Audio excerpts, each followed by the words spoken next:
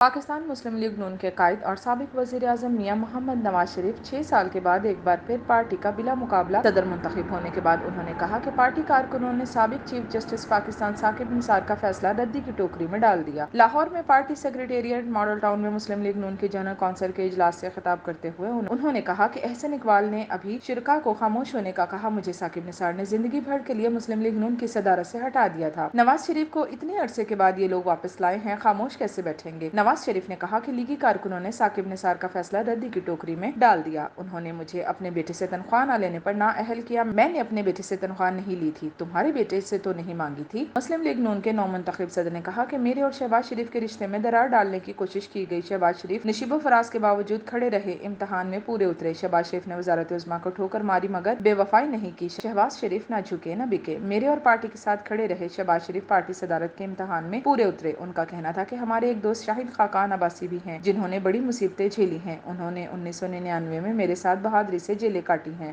کبھی انہوں نے اف تک نہیں کی۔ میرے بہت چھوٹے بھتیجے نے بھی جیل کاٹی۔ میں نے کسی کا نام نہیں لیا تو میں معذرت چاہتا ہوں، یہ سب پارٹی کا قیمتی اثاثہ ہیں۔ ان کا کہنا تھا کہ اگر مسلم لیگ نون کی حکومت کو ختم نہ کیا جاتا تو ملک میں غربت نہیں خوشحالی ہوتی۔ میرے دور میں اشیائے خورد و نوش کی قیمتیں آج کی نسبت کئی گنا کم تھیں۔